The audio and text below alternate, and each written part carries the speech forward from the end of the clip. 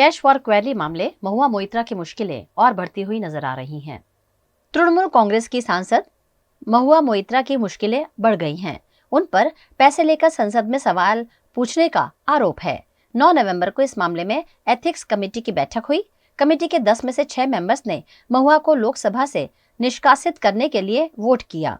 4 members ने इसके विपक्ष में नोट दिया। सूत्रों के मुताबिक ये रिपोर्ट अब लोकसभा स्पीकर ओम बिरला को सौंपी जाएगी। बिरला ही इस पर अंतिम फैसला लेंगे। कमेटी के जिन 4 सदस्यों ने महुआ के निष्कासन का विरोध किया, उन्होंने रिपोर्ट को पूर्वाग्रह से ग्रस्त और गलत बताया। गुजरात के सूरत की इको सेल द्वारा आधार कार्ड घोटाले का खुलासा किया गया है। गुजरात के सूरत की इको सेल द्वारा आधार कार्ड के घोटाले का खुलासा करते हुए घोटाला करने वाले मास्टरमाइंड को गिरफ्तार करने में सफलता हासिल हुई है। घोटाले का आरोपी बांग्लादेश से 20 किलोमीटर दूर आसाम के नीलम बाजार में AHK वेब सॉल्यूशन नाम की साइट चलाता था। आरोपी द्वारा ऑनलाइन रैकेट चलाकर अनेक लोगों के फर्जी आधार कार्ड बनाए गए होने का खुलासा किया गया है। पुलिस कमिश्नर द्वारा प्रेस कॉन्फ्रेंस कर घोटाले का खुलासा किया गया। ऑनलाइन बोगस पान कार्ड बनाने के लिए जो सॉफ्टवेयर का उपयोग किया जाता है, या सही कहें तो दुरुपयोग किया जाता है, वो सॉफ्टवेयर बेचने वाले एक मुख्य आरोपी को पकड़ने में सूरत शहर पुलिस इकोनॉमिक ऑफेंस सेल को सफलता मिली है। उमरा पुलिस स्टेशन में एक गुना दर्ज हुआ था जिसमें HDFC बैंक से फेक ID के आधार पे 92 लाख रुपया से ज़्यादा का लोन आरोपियों के द्वारा लिया गया था। उस इन्वेस्टिगेशन के दरमियान जिन जिन लोगों की अरेस्ट पहले की जा चुकी थी, उनकी पूछपरछ में जानने को ये मिला कि AHK वेब सॉल्यूशंस नाम का एक ऑनलाइन पोर्टल है जो असम से ऑपरेट हो रहा है। ये नीलम बाजार पुलिस स्टेशन, करीमगंज जिला, वहाँ इसकी लोकेशन ध्यान पे आई थी, जिसके आधार पे पुलिस की टीम वहाँ गई और अमीरुल हक खान नाम के इस आरोपी की अरेस्ट पुलिस ने की है। अमीरुल हक खान की डिटेल जो पूछपरछ की गई, जो इन्वेस्टिगेशन की गई, उससे जानने को मिला कि इसको टेक्निकल सपोर्ट देने वाला एक आदमी पृथ्वी सागर बेंगलोर का रहने वाला है, उसकी भी अरेस्ट पुलिस के द्वारा की गई है। इस तरह से बोगस ID बनाकर अलग अलग तरीके से उनका दुरुपयोग करने में जो ग्रुप शामिल था, उन सभी की अरेस्ट करने में पुलिस को सफलता मिली है। आगे की इनकी इन्वेस्टिगेशन अभी की जा रही है। गुजरात के वडोदरा की बरोड़ा डेयरी के नए अध्यक्ष के रूप में फिर एक बार दिनेश पटेल को चुना गया है। वडोदरा की बरोड़ा डेयरी हमेशा ही राजनीतिक केंद्र बनती रही है। पिछले दिनों वडोदरा भाजपा के जिला अध्यक्ष सतीश पटेल से इस्तीफा लेने के बाद नया अध्यक्ष कौन बनेगा, उस पर सबकी निगाहें टिकी हुई थीं, जिसके लिए आज फिर एक बार बरोड़ा डेयरी में अध्यक्ष का चुनाव आयोजित किया गया, जिसमें भारतीय जनता पार्टी की ओर से दिए गए मैंडेट में दिनेश पटेल उर्फ दीनू मामा का नाम खुला है, जबकि उपाध्यक्ष के पद पर GB सोलंकी अपना कार्यभार यथावत रूप से संभालेंगे। दिनेश पटेल बरोड़ा डेयरी के नए अध्यक्ष बने हैं। ऐसे में समर्थकों में खुशी का माहौल देखने मिला। 2 साल के लिए दीनू मामा डेयरी के अध्यक्ष बने रहेंगे। इससे पहले भी वे बरोड़ा डेयरी के अध्यक्ष पद की भूमिका निभा चुके हैं। गुजरात प्रदेश भारतीय जनता पार्टी अध्यक्ष CR पाटिल साहेबे पार्टी उपाध्यक्ष श्री गोवर्धनभाई झड़पिया साहेब ने मैंडेट साथे मोकलेला था। बरोड़ा डेयरी क्षेत्र ए मारा माटे कई नवुं क्षेत्र नथी। 2006 में पण डेयरी में प्रमुख तरीके काम करेलुं छे, 6 થી 9, અને 2014 થી प्रमुख तरीके दूध संघ में सेवा आपता आवेला होय त्यारे ચોક્કસથી दूध उत्पादकों साथे अमारे घरनो नातो छे। ए नातो हटवेलो रहेशे। क्यारे पण कोई दूध उत्पादक ने अथवा तो दूध उपभोक्ताओं बंनेना हितने ध्याने राखीने बरोड़ा डेयरी में 1 पण रूपियानुं देवुं कर्या वगर 200 करोड़ रूपियानो प्रोजेक्ट मोडेली खाते करेलो छे। ए ज रीते आवनारा दिवसोमां पण 1 पण देवुं कर्या वगर बरोड़ा डेयरीनी साथे साथे संघनी पण प्रगति करवामां आवशे ने दूध उत्पादकोने पण साचववामां दूधनी आवको घटती। अत्यारे ओवरऑल समग्र गुजरात दरेक संघ में 10 થી 12% दूध દૂધનો વધારો થઈ રહ્યો હોય ત્યારે બરોડા ડેરીમાં પણ અત્યારની તારીખે દૂધ વધારે આવતું થયું છે અને 50,000 લીટરથી લાખ લીટર આપણે ફેડરેશનને મોકલવાનું થયેલું હોય ત્યારે દૂધના સમય જ વધતું હોય છે. પરિસ્થિતિ પ્રમાણે વધુ વરસાદ હોય એવા સમયમાં દૂધનો પુરવઠો ઓછો થાય, પરંતુ હવે ડિસેમ્બર જાન્યુઆરી સુધી આ 4 મહિનામાં ફૂલ જ દૂધ આવતું હોય છે દર વર્ષે, ને આ વખતે પણ દૂધનો વધારો સતત થઈ રહ્યો. प्रधानमंत्री नरेंद्र मोदी आज गुरुवार को मध्य प्रदेश के दौरे पर हैं। एमपी के सतना की चुनावी सभा को संबोधित करके वे छतरपुर पहुंचे। मध्य प्रदेश में विधानसभा चुनाव प्रस्तावित हैं, जिसका चुनाव प्रचार प्रधानमंत्री मोदी जोरों शोरों से कर रहे हैं। एमपी के छतरपुर में पीएम ने कहा, अयोध्या में भगवान राम का मंदिर न बने, इसके लिए कांग्रेस ने भगवान राम को काल्पनिक बता दिया था। इन्होंने बुंदेलखंड को बूंद बूंद पानी के लिए तरसाया। इन्हें 100 साल तक तरसाइए, सत्ता के लिए तरसा कर सजा दीजिए। इससे पहले सतना की चुनावी सभा में पीएम ने कहा, अयोध्या में जिस भक्ति से हम प्रभु श्री राम का भव्य मंदिर बना रहे हैं, उसी भक्ति से गरीबों के घर भी बनाते हैं।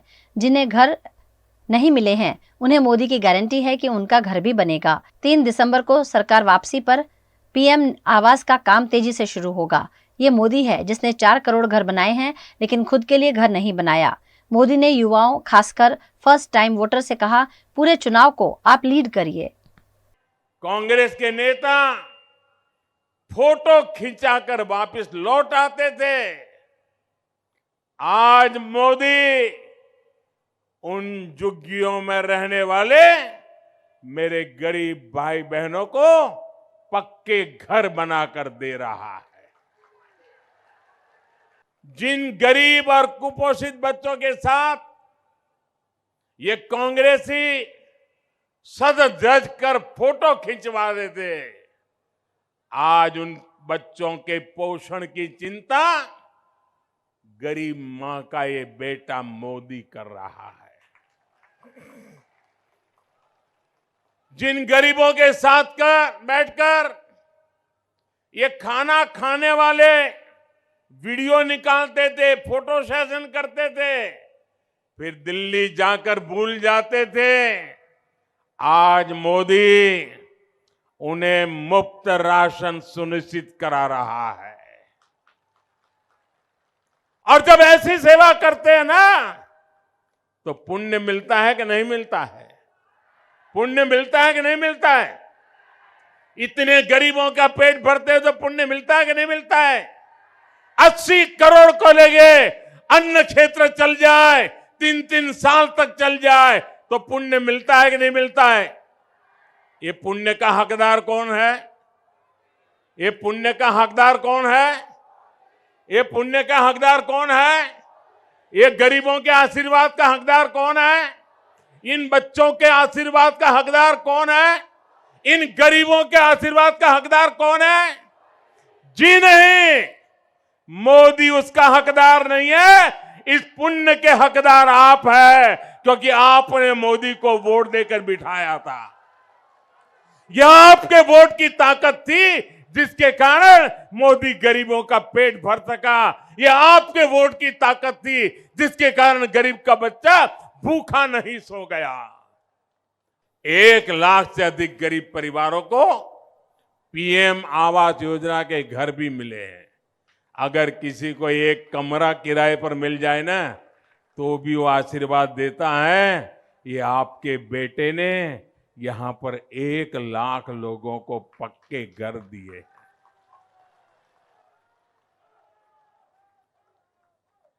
जिनको अभी नहीं मिला है, जरा मेरी बात उनको पहुंचा देना। कोई भी अगर झुग्गी झोपड़ी में रह रहा है, फुटपाथ पर जीवन गुजार रहा है, उनको बता देना कि अगर कोरोना की मुसीबत ना आई होती तो ये काम भी पूरा हो गया होता। लेकिन जो रह गए हैं, उनको मोदी की गारंटी है कि 3 दिसंबर को फिर से भाजपा सरकार बनने के बाद ये काम तेज गति से फिर से किया जाएगा।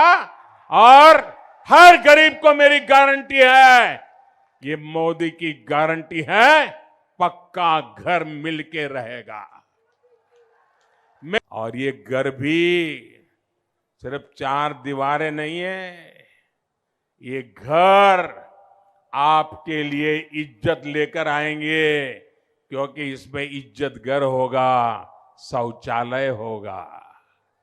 ये घर आपके लिए सौभाग्य लेकर आएंगे, क्योंकि इनमें सौभाग्य योजना की बिजली होगी। ये घर आपका भविष्य उज्जवल बनाएंगे, क्योंकि उसमें उज्ज्वला का गैस कनेक्शन होगा। ये घर आपका जीवन आसान बनाएंगे, क्योंकि इसमें जल जीवन मिशन का पाइप कनेक्शन होगा। और ये घर महिलाओं की शक्ति बढ़ाएंगे, उन्हें लखपति बनाएंगे, क्योंकि इनकी रजिस्ट्री घर की महिलाओं के नाम पर होगी। मध्य प्रदेश में चुनाव प्रचार थमने के कुछ ही दिन बचे हैं। ऐसे में प्रधानमंत्री मोदी के साथ साथ कांग्रेस के राहुल गांधी भी जमकर प्रचार कर रहे हैं। कांग्रेस के स्टार प्रचारक राहुल गांधी आज एमपी के दौरे पर रहे। राहुल ने अशोकनगर के नई सराय में चुनावी सभा में कहा कि भारत जोड़ो यात्रा में कश्मीर से कन्याकुमारी तक 4000 किलोमीटर वे पैदल चले, किसानों, युवाओं, माताओं, बहनों से मिले और देश बिल्कुल पास से देखा आया। इस यात्रा ने मुझे बदल दिया। हिंदुस्तान की सरकार को 90 लोग चलाते हैं। अगर आप सोचते हो कि एमपी एमएलए सरकार को चलाते हैं तो गलत सोचते हो। बेरोजगारी से लड़ना है तो सबसे पहला कदम जाति जनगणना है, जिसे मैं एक्स-रे कहता हूं। कुछ महीने पहले मैं कन्याकुमारी से कश्मीर तक चला। भारत जोड़ो यात्रा